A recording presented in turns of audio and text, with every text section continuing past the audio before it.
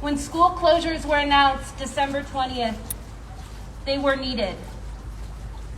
But schools in communities like Scarborough, Jane Finch, and Thorncliffe, schools in the lowest income and racialized community in this province, were already facing school closures. We're already facing classroom closures. We're already having to isolate with their children as a result of COVID spread in those schools. Sorry, glasses, no glasses, mask, moving slowly. Doug Ford, every single step of the way, has chosen to prioritize profit over children. Hey! Profit over families. Hey! Profit over our elders. Hey! Profit over workers.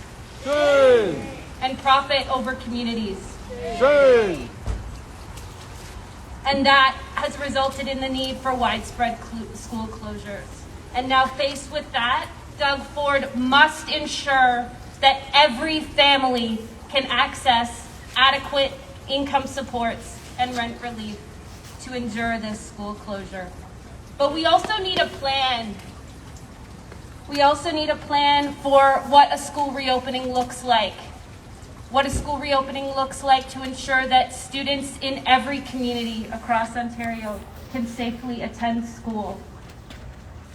We need to see a ramp up of testing so we can understand what is going on. We need paid sick days and safety measures like small classrooms, small class sizes, and ventilation improvements. Yes. Right on. Here, here. And we also need Doug Ford to get a handle on COVID cases in the community, because without that, our schools ultimately cannot be saved. COVID, unfortunately, is moving faster than the vaccine is moving. So a year ago, parents and education workers walked picket lines together. We were just down there. We were in front of schools across Toronto and across Ontario.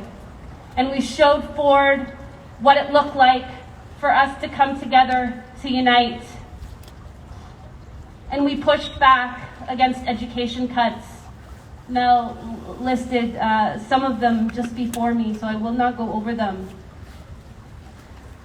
But I want us to remember what that looked like. Times are harder for all of us. But I want us to think about what it looks like to go up against Ford and what we can win when we go up against him. We're calling on Ford today to ensure that families are supported and that there's a plan for schools to be open safely for every student, for every family across Ontario. Thank you so much.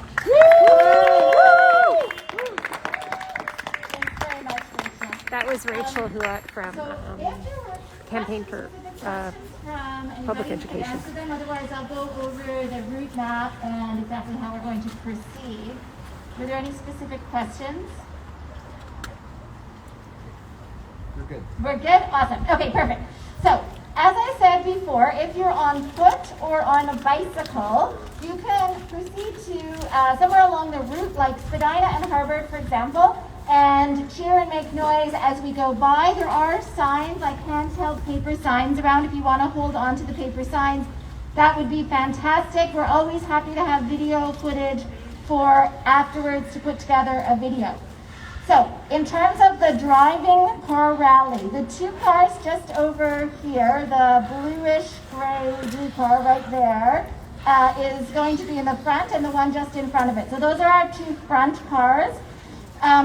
I have a white car, which is down there, which is going to be the end car. It's a Kia Soul, white. So we're going to try to keep in between all of those cars. We're going to drive very slowly. Put your four-way flashers on. Beep your horn. Make a little noise as we go so people can see the cars and hear the message that we're trying to send to the Ford government.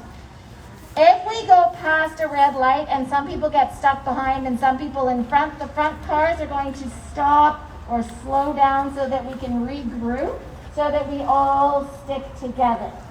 So in terms of the route, We'll try to just follow. There are route maps that went around, but basically we're heading out this way south down to College. We're going to do just right turns.